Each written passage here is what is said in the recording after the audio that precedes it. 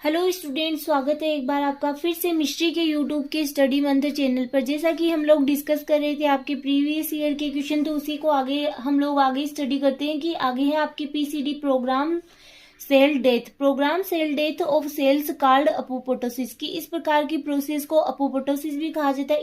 It is a biological process, यह एक biological process है। Program cell death refer to as cellular is the death of a cell.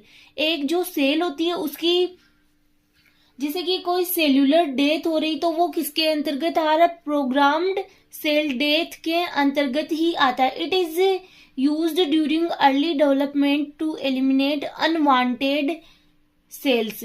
कि यह इस अवस्था के दौरान क्या होता है कि जो अर्ली डेवलपमेंट के दौरान ही जो अनवांटेड सेल होती है वो उसका एलिमिनेशन होना एक प्रकार से प्रोग्राम सेल डेथ के अंतर्गत ही आता है। फिर आपकी homeotic gene. Homeotic genes are gene which regulate the development of anatomical structure in various organism such as insects, mammals and plants. कि होम्योटिक जीन क्या होते हैं कि जो किसी भी ऑर्गेनिज्म के अंतर्गत एनाटॉमिकल जो स्ट्रक्चर होती है उनके डेवलपमेंट को रेगुलेट करते हैं, चाहे वो प्लांट्स हो या इंसेक्ट्स हो या फिर मैमल्स हो। Homeotic genes encode transcription factors. जो होम्योटिक जीन होते हैं वो ट्रांसक्रिप्शन फैक्टर को एनकोड करते हैं, factor proteins, and these protein affect development by regulating downstream gene. कि इस प्रकार के जो जीन होते हैं वो जो किसी भी ऑर्गेनिज्म का डेवलपमेंट है उसको भी ये इफेक्ट करते हैं। ये जीन एक प्रकार के क्या करते हैं, जैसे अगर हम लोग होम्योटिक जीन की बात करें तो ये एक प्रकार के प्रोटीन का फॉर्मेशन करते हैं, या फिर क्या करते हैं, ये किसी प्रोटीन के अंतर्गत किसी जीन को एक्टिव करते हैं या फिर किसी दूसरे जीन को इनहिबिट भी कर सकते हैं। ये किसी भी ऑर्गेनिज्म के डेवलपमेंट के लिए क्या होते हैं? नेसेसरी होते हैं। जैसे कि अगर प्लांट्स की अगर हम लोग बात करें तो फ्लावर्स का डेवलपमेंट हो या फिर उनके वेजिटेटिव पार्ट का डेवलपमेंट हो या रिप्रोडक्टिव पार्ट का डेवलपमेंट हो, इन सब के लिए होम्योटिक जीन ही इनको कंट्रोल करती है। आगे है आपके, ये जीन कुछ प्रोटीन का फॉर्मेशन करते हैं जो सेल के डिफरेंट पार्ट्स का फॉर्मेशन करते हैं। होम्योटिक जीन की प्रोटीन अगर एक जीन को एक्टिव करती है तो दूसरी को इनहिबिट कर सकती है। ये किसी भी ऑर्गेनिज्म के डेवलपमेंट के लिए एसेंशियल होती है। अगर आप लोग इसमें लिखना चाहो तो ये भी लिख सकते हो कि ये प्लांट्स में डेवलपमेंट ऑफ फ्लावर्स, वेजिटेटिव से लेकर रिप्रोडक्टिव टिश्यूज का डेवलपमेंट, इन सभी के लिए क्या जो होम्योटिक जीन होती है वो नेसेसरी होती है। फिर आपके मेल स्टेरिलिटी। तो मेल स्टेरिलिटी का मीनिंग अगर हम लोग समझे तो जिसे बोला जाता है हिंदी में नरबंध्यता। या तो ये मतलब या तो नेचुरली होती है या फिर इसको इंड्यूस भी किया जा सकता है। Male sterility found in plant that do not produce viable functional pollen grains. की मेल स्टेरिलिटी होती है वो प्लांट्स में पाई जाती है जो प्लांट्स वाइएबल जननक्षम पोलन ग्रेन्स नहीं प्रोड्यूस कर सकते, उनके अंतर्गत मेल स्टेरिलिटी पाई जाती है। It is failure of plants to produce functional anthers, pollen और male gametes. Sterile male plants are plants which are incapable of producing pollen। की ऐसे plants होते हैं sterile plants जो कि incapable होते हैं producing pollen। फिर आपके स्पर्मोडन पैटर्न। स्पर्मोडन पैटर्न क्या होता है कि एक प्रकार से जो सीड कोड होता है, मेच्योर सीड कोड होता है, उसके ऊपर पाए जाने वाला एक प्रकार का पैटर्न होता है जिसका यूज वैसे तो देखे तो सेम टेक्निक में भी यूज में लिया जाता है, ताकि किसी भी जो प्लांट्स है उनके आइडेंटिफिकेशन के लिए या उनमें डिफरेंशिएशन करने के लिए, उनके टेक्सा में डिफरेंशिएशन करने के लिए ये पाए जाते हैं। Spermodon refers to the pattern present on the seed coat of mature seed. It is using in same technique. It is used for identification of plants and differentiation between different taxa, की इनके जो different takes है उनके अंतर्गत differentiation करने के लिए इनका यूज किया जाता है। आगे है आपके osmophores. It is a outer secreted structure in plants. ये प्लांट्स की आउटर सीक्रेटेड स्ट्रक्चर होती है। They found in different plant part, जो कि डिफरेंट प्लांट पार्ट में पाई जाती है, like floral organs, flaps, cilia, brushes, ETC. It is different from other plant part. ये अदर प्लांट पार्ट होते हैं उनसे कुछ डिफरेंट होती है। They attracted pollen grains. ये क्या करते हैं, पोलन ग्रेन्स को अट्रैक्ट करते हैं। जैसे कि इनके अंतर्गत कौन से पार्ट आते हैं, जैसे कि अगर हम लोग बात करें, ये आते हैं इनके अंतर्गत जो फ्लोरल ऑर्गन्स होते हैं वो आते हैं, जैसे कि सीलिया है, ब्रसेज है, ये सारे इसके अंतर्गत ही आते हैं। फिर है इंक्लूडिंग फैमिली एरिकेसी, ओरिकेडेसी और लिलिएसी। ये सारी फैमिली के प्लांट्स है, उनके अंतर्गत ये ओस्मोफोर्स स्ट्रक्चर पाई जाती है। ये यहाँ पे देख सकते हो आप, ये एक फैमिली के प्लांट का जो फ्लावर है उसका डायग्राम दे रखा है। यहाँ पे जो ऊपर की साइड है वो प्रेजेंट है क्या, ओस्मोफोर्स, जो कि एक प्रकार की ये क्या करते हैं कि पोलन ग्रेन को अट्रैक्ट करते हैं, फिर इनके द्वारा फर्टिलाइजेशन की प्रोसेस संपन्न होती है। नेक्स्ट है आपके ट्रोपिज्म। ट्रोपिज्म की अगर बात करें हम लोग तो एक प्रकार की, आप सबको पता है, एक प्रकार की बायोलॉजिकल प्रोसेस होती है ट्रोपिज्म, जिसके अंतर्गत क्या होता है कि जो ये पॉजिटिव भी हो सकती है और नेगेटिव भी हो सकती है। अगर प्लांट अगर स्टिमुलेशन के अकॉर्डिंग प्लांट की ग्रोथ हो रही तो उसे बोला जाता है पॉजिटिव ट्रोपिज्म। अगर स्टिमुलेशन के रेस्पॉन्स के विपरीत साइड में अगर ग्रोथ हो रही तो उसे बोला जाता है negative tropism.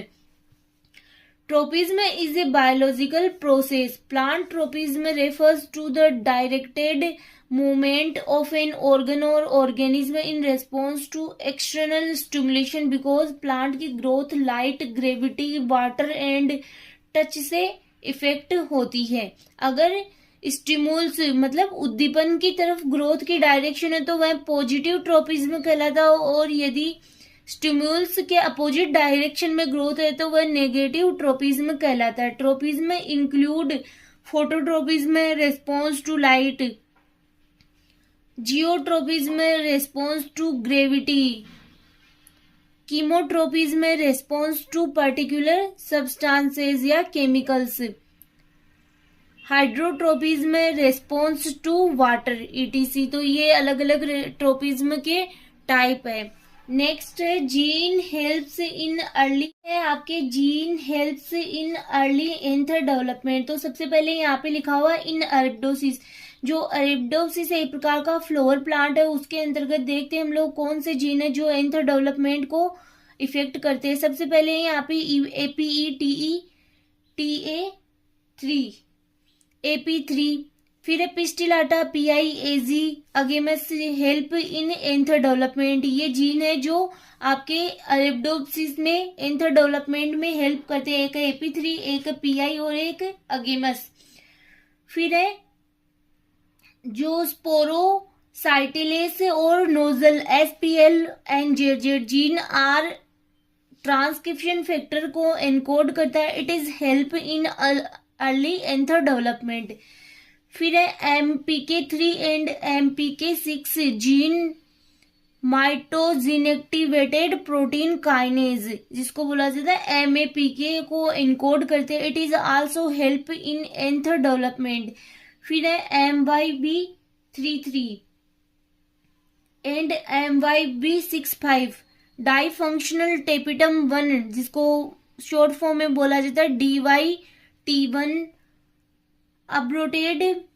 अबोटेड microspores AMS, ATGP82 and male sterile 1 MS1। ये जीन टेपिटम सेल के वर्क्स व उसके डेवलपमेंट को कंट्रोल करते हैं। तो ये कुछ जीन है, जैसे कि आप लोग इसमें अगर इतना बड़ा आपको लर्न नहीं रहे तो एक तो ये याद कर सकते हो आप, MPK3 एंड MPK6 जीन है, वो एक प्रकार के माइटोजीन एक्टिवेट प्रोटीन काइनेज को एनकोड करते हैं, जो कि अर्ली एंथर डेवलपमेंट में हेल्प करते हैं। एक आप ये अरेबिडोसिस वाला याद रख सकते हो। अगर ये नहीं याद रहे आपको तो आप इसको छोड़ सकते हो।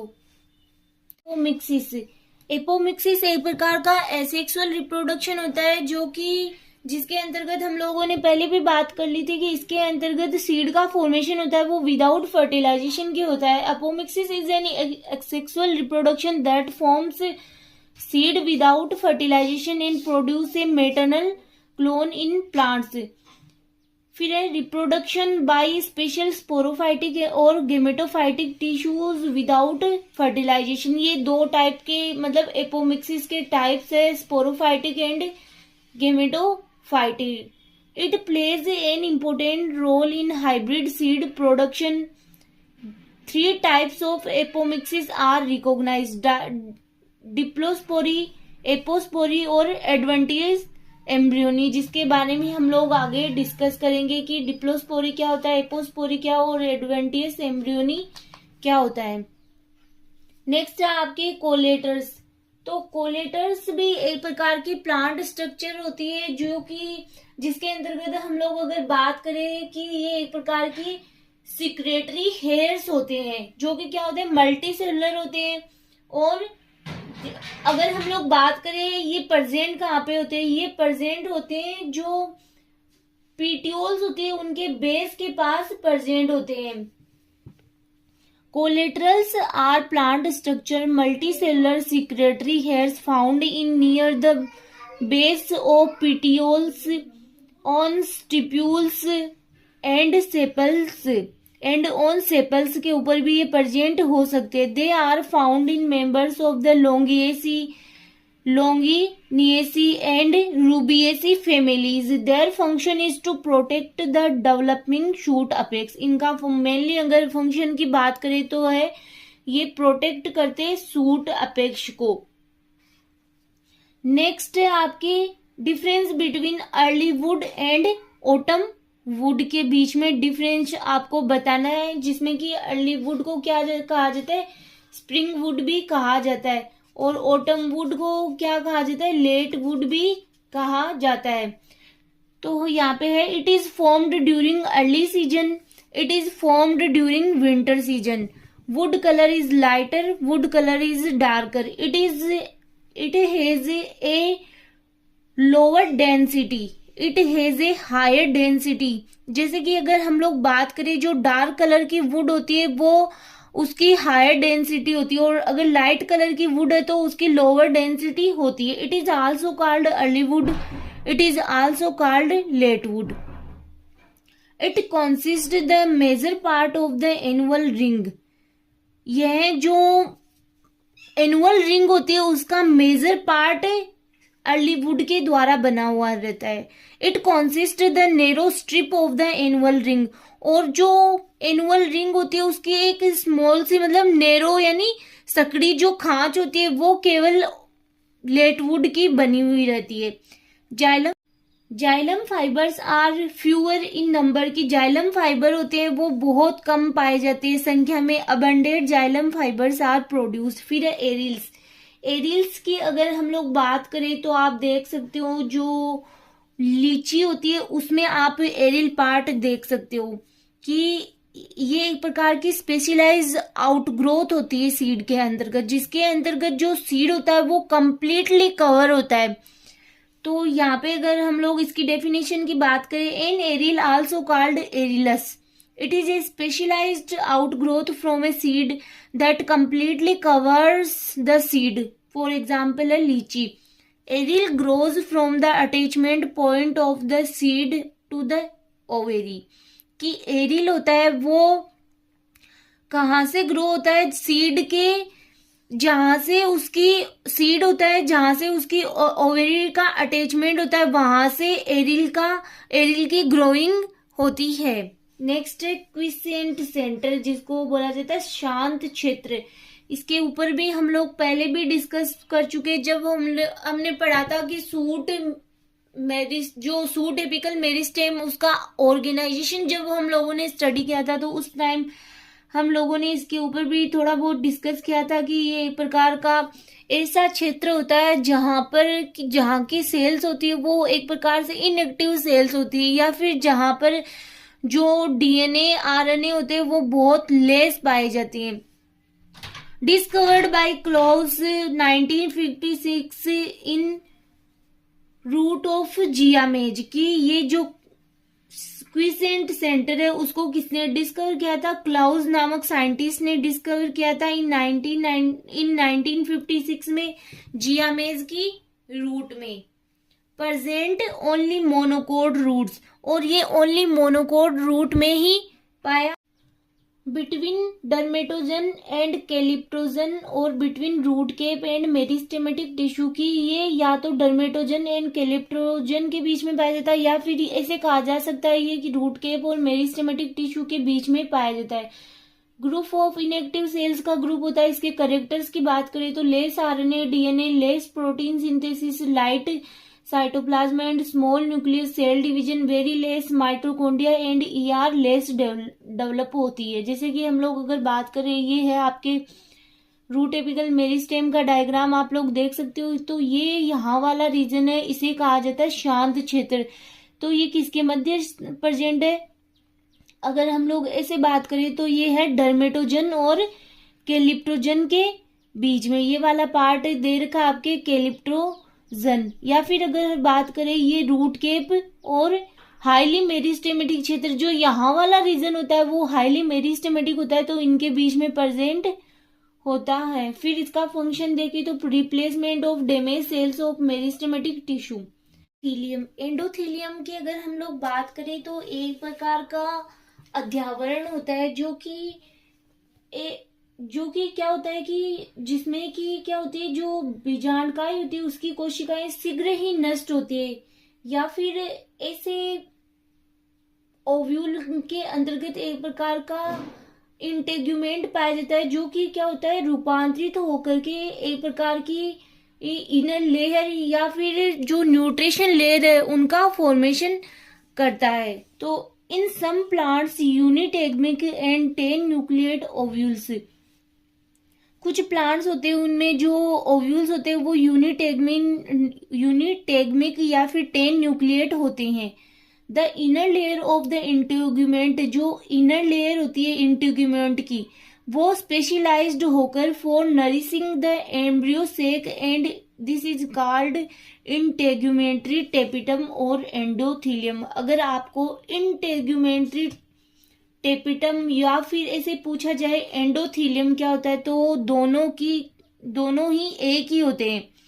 तो आपको अगर इंटेग्यूमेंट्री टेपिटम पूछा जाए तो आपको यही डेफिनेशन लिखनी है कि एक प्रकार की ये नरिशिंग लेयर होती है, जो एम्ब्रियो सेक होता है उसको या तो ये क्या करती है, न्यूट्रिशन पहुंचाने का कार्य करती है, या फिर क्या होता है कि अगर हम लोग ऐसे बात करें कि इसमें क्या होता है कि जो ओव्यूल्स होती है उसमें इनर लेयर होती है इंटेग्यूमेंट की, वो स्पेशलाइज्ड होकर के एम्ब्रियो से को नरिशमेंट प्रोवाइड करती है। It is found in members of the Asteraceae species. The endothelium is an additional cell layer, एक प्रकार की एडिशनल सेल लेयर होती है। After fertilisation the endothelium separates from integument and become an independent tissue। कि क्या होता है, जब फर्टिलाइजेशन की प्रोसेस हो जाती है तो एंडोथीलियम सेपरेट होकर के एक प्रकार की इंडिपेंडेंट टिश्यू के रूप में ये अपने आप को सेपरेट कर लेती है। फिर आर्टिकुलेटेड एंड नॉन आर्टिकुलेटेड लेटेसिफर्स में अगर डिफरेंस की बात करें तो हम लोग पहले भी पढ़ चुके, एक बार फिर से देख लेते हैं कि जो आर्टिकुलेटेड सेल्स होती है वो क्या होती है कि composed of series of cells joined together, कि सेल्स की जो श्रृंखला के रूप में एक दूसरे से जॉइंड होती है। ग्रुप ऑफ मेनी सेल, बहुत सारी सेल्स का क्या होती है, ग्रुप होती है। और अगर इसके एग्जाम्पल की बात करें तो यहाँ पे आपके लिखा हुआ है पेपरेसी, जिसमें कि चिलेडोनियम और म्यूसा।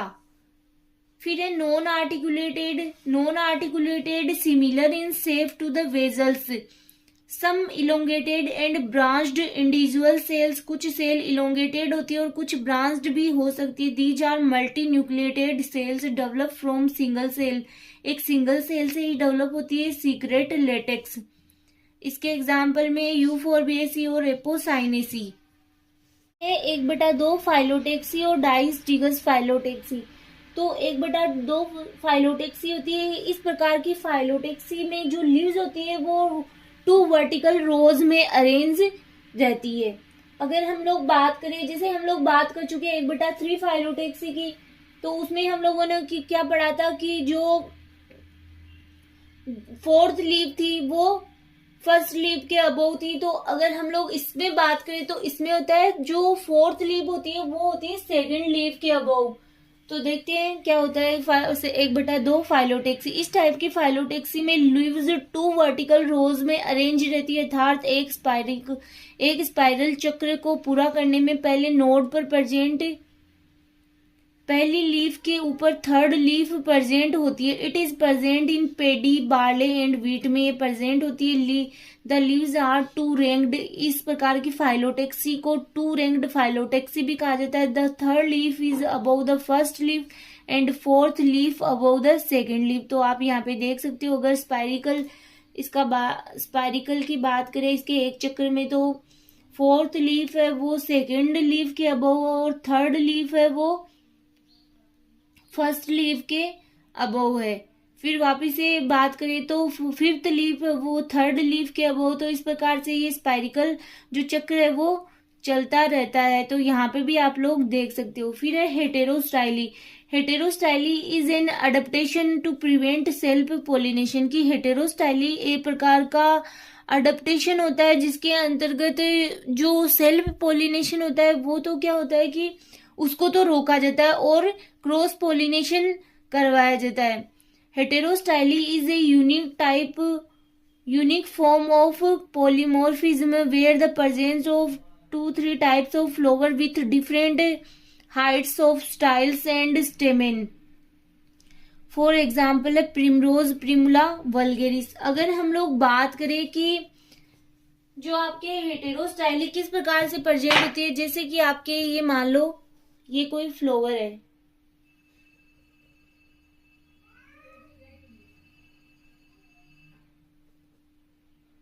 इसके अंतर्गत अगर हम लोग बात करें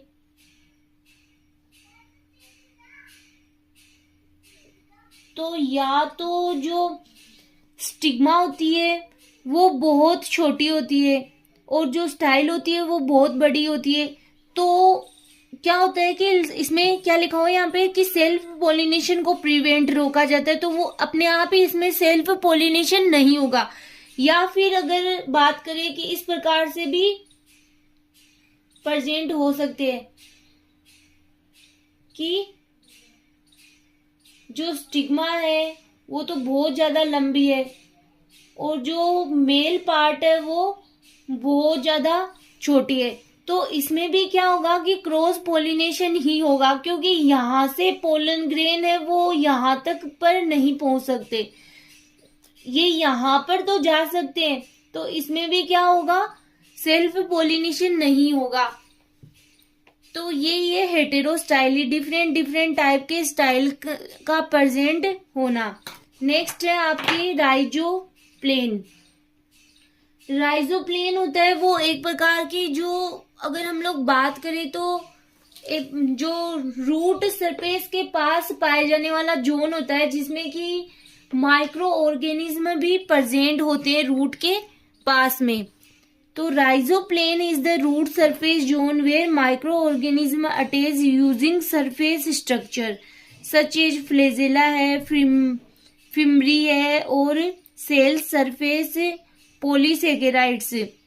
the boundary between rhizoplane and rhizosphere is very thin. हम लोगों ने राइजोस्फीयर के बारे में भी हम लोग डिस्कस कर लिए थे और अब है प्लेन, तो इन दोनों की जो बाउंड्री होती है वो बहुत थिन होती है। नेक्स्ट है आपकी हर्कोगेमी। हर्कोगेमी भी अगर बात करें तो जो डाइमॉर्फिक फ्लावर्स होते हैं उनमें एक प्रकार का अडप्टेशन ही होता है जो कि सेल्फ पोलिनेशन को प्रिवेंट करता है और ये क्रॉस पोलिनेशन को श्योर करता है या इंश्योर करता है।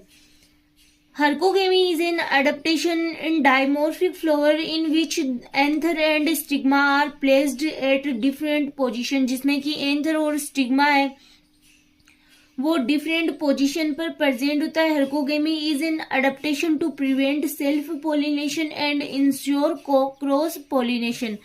The anthers and stigma are physically separated from each other, की एंथर्स और स्टिग्मा होते हैं वो एक दूसरे से फिजिकली सेपरेट होते हैं by means of a barrier of और simply by space. For example है केला ट्रोपस। तो ये आप नोट डाउन कर सकते हो कि हर्कोगेमी और हेटेरोस्टाइली होता है वो एक प्रकार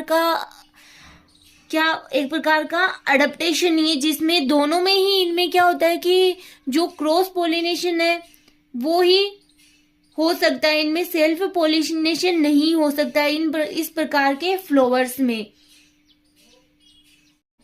आगे है आपके एब्सेशन लेयर, जिसको कि एक प्रकार के से सेपरेशन लेयर भी कहा जा सकता है। ये एक प्रकार का सेपरेशन जोन होता है जो कि जो पिटियोल होता है उसके आधार पर बनता है। यह कई परतों से मिलकर बना होता है जिसमें कोशिकाएं की जो लेयर्स होती है वो क्या हो जाती है, कमजोर हो जाती है और ऊपर की जो लेयर्स होती है वो टूटती जाती है। इसे लीफ रेड, जिससे क्या हो जाता है, लीफ रेड हो जाती है। It is also called separation zone. It is formed at the base of the petiole. The abscission layer is a particular layer of cell capable of forming a protective layer. An abscission layer consists of a gap formed between two circular layers. Abscission is a biological term that refers to the natural detachment of parts of a plant की एक प्रकार का natural detachment होना भी abscission ही कहलाता है।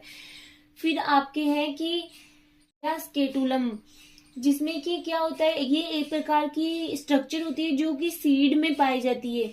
जैसे कि अगर हम लोग बात करें राइस है और जो बाजरा है उसके अंतर्गत इस प्रकार के सीड्स में पाई जाती है। ये क्या करती है, जो एम्ब्रियो होता है वो, इसमें क्या होता है कि एम्ब्रियो एंडोस्पर्म के जो बीज का भाग होता है जो ग्रेन को भी दो असमान भागों में क्या कर देता है, डिवाइड कर देता है। जैसे कि अगर देखिए अब the scutellum is part of the structure of a barley and rice seed the modified seed leaf. This is a part of embryo and endosperm. ये एम्ब्रियो और एंडोस्पर्म का ही पार्ट होता है। It is very thin with high surface area and absorb nutrients from the endosperm during germination। की ये एक प्रकार की बहुत थिन एरिया होता है जो कि क्या करता है, न्यूट्रिशन को अब्सॉर्ब करता है एंडोस्पर्म से ड्यूरिंग जर्मिनेशन के दौरान। It is a modified cotyledon in the embryo of a grass seed. It is also known as first primordial leaf. It is present at the lateral side of the embryonal axis. It is a first leaf of monocot plants. इसे एक प्रकार की monocot plant की first leaf भी कहा जा सकता है। फिर आपके पोलिनेशन, तो पोलिनेशन को हम लोग डिटेल में स्टडी कर चुके हैं कि पोलिनेशन में क्या होता है, पोलन ग्रेन्स का फ्लोर की स्टिग्मा तक पहुंचना ही पोलिनेशन कहलाता है। अब वो क्रॉस पोलिनेशन भी हो सकता है या सेल्फ पोलिनेशन भी हो सकता है। The transfer of pollen grains from anther to stigma of a flower is called pollination. Pollen grains are transferred mainly by wind, water, insects and animals. It can be classified into two types: cross pollination और self pollination। और cross pollination और self pollination को हम लोग detail में study कर चुके। यहाँ पे आप डायग्राम देख सकते हो। अगर सेल्फ पोलिनेशन की बात करें, अगर इसी फ्लावर के एंथर से जो पोलन ग्रेन है वो उसी फ्लावर की स्टिग्मा पर जा रहे तो ये एक प्रकार का सेल्फ पोलिनेशन है। और किसी अदर फ्लावर की स्टिग्मा पर किसी अदर फ्लावर के पोलन ग्रेन्स जा रहे हैं तो उसे कहा जाता है क्रॉस पोलिनेशन। के मोनोप्लेक्स, तो मोनोप्लेक्स की अगर हम लोग बात करें तो एक प्रकार की मेरिस्टेमेटिक सेल होती है जो शूट अपेक्स में पाई जाती है। जो क्या होती है, जो मेरिस्टेमेटिक लेयर्स होती है वो एक समूह में पाई जाती है। इस प्रकार क्या होता है, जो शूट अपेक्स होता है वो एक फर्म में, ऐसे लगता है कि एक फर्म में प्रेजेंट है। यह 2 या 2 से अधिक सेल्स की बनी हो सकती है जिसमें कि जो डिवीजन वृद्धि होती है वो बढ़ती रहती है, तो इसे कहा जाता है monoplex. It is a type of shoot apex in which meristematic cells are arranged in groups in place of meristematic layers. Such type of shoot apex is found in ferns. It is multicellular, ये multicellular होती है। It is common in lower plants, ये lower plants में common होती है। फिर आपके transmission tissue की अगर हम लोग बात करें, transmission tissues are specialised tissue found in the style of the carpel. जो ट्रांसमिशन टिश्यू होते हैं वो स्पेशलाइज्ड टिश्यूज होते हैं जो कि स्टाइल पर प्रेजेंट होते हैं। The transmission tissue help in the fertilisation, transmission tissue होते हैं वो फर्टिलाइजेशन में हेल्प करते हैं जिसमें कि male and female gametes through making a pollen tube, जिसमें कि मेल और फीमेल गेमेट के द्वारा एक पोलन ट्यूब का फॉर्मेशन होता है which connect the stigma of the flower, जो कि फ्लावर की स्टिग्मा से कनेक्ट रहती है with the inside of the ovary के अंतर्गत। मतलब कि एक प्रकार से ट्रांसमिशन टिश्यू होते हैं वो फर्टिलाइजेशन में ही हेल्प करते हैं। अडेप्टेशन फॉर सेल्फ पोलिनेशन, या फिर ऐसी कौन सी प्रोसेस है जो कि सेल्फ पोलिनेशन को इंक्रीज करती है, ठीक है, तो वो हम लोग डिस्कस भी कर चुके। होमोगेमी है, क्लिस्टोगेमी, आपके यहाँ पे 2 लिखे हुए भी है। होमोगेमी, अगर होमोगेमी की बात करें तो क्या होता है, जिसमें कि मेल और फीमेल सेक्स ऑर्गन होते हैं वो सेम टाइम पे मैच्योर होते हैं। और अगर क्लिस्टोगेमी की बात करें तो वो एक प्रकार की फ्लावर की ऐसी कंडीशन होती है जिसमें कि फ्लावर होते हैं वो ओपन ही नहीं होते हैं, और फ्लावर ओपन नहीं होंगे तो ऑब्वियसली इनमें सेल्फ पोलिनेशन ही होगा। फिर आपके एपोस्पोरी एक प्रकार का एसेक्सुअल रिप्रोडक्शन होता है जो कि जिसमें कि क्या होता है कि सीड भी किसके द्वारा, बिना फर्टिलाइजेशन के ही सीड का फॉर्मेशन हो जाता है। Apospory is an asexual reproduction in plants that forms seed without fertilisation, ठीक है, तो ये भी एक प्रकार की ऐसी प्रोसेस है जिसमें के अंतर्गत सीड का फॉर्मेशन होता है, वो प्लांट के किसी वेजिटेटिव पार्ट से ही होता है, जिसमें कि सीड का फॉर्मेशन होता है वो बिना फर्टिलाइजेशन के ही हो जाता है। फिर आपके यहाँ पे नोट डाउन किया गया है difference between dry and wet stigma में आपके डिफरेंस नोट डाउन किया गया है। क्वेश्चन नहीं लिखा हुआ, बस सीधा ही आंसर लिखा हुआ है, तो आप नोट डाउन कर सकते हो। ड्राई स्टिग्मा है ड्राई सरफेस, जो ड्राई स्टिग्मा होती है वो ड्राई सरफेस पाया जाता है, उसके अंतर्गत it is like winged shape, but wet stigma secreted mucilage it have many sugars. जो वेट स्टिग्मा जिसे कि गिल्ली स्टिग्मा या गिल्ली वर्तिकाग्र भी कहा जाता है, तो उसके अंतर्गत कई क्या होता है कि म्यूसिलेज का सीक्रेशन होता है जिसमें बहुत सारी शुगर्स पाई जाती है। Then pollens are easily attached with this stigma, जिसके कारण जो पोलन ग्रेन्स होते हैं वो इजीली इसके ऊपर अटैच हो जाते हैं। Dry stigma no exudates are released, the cuticle is discontinuous, की जो ड्राई स्टिग्मा होती है उसमें किसी भी प्रकार का कोई भी सिक्रेशन नहीं होता है। तो ये थे आपके 10 इयर्स के जो प्रीवियस पेपर में आ चुके वो क्वेश्चन जिनको हम लोग स्टडी कर चुके। नेक्स्ट लेक्चर में हम नए टॉपिक के साथ फिर मिलेंगे।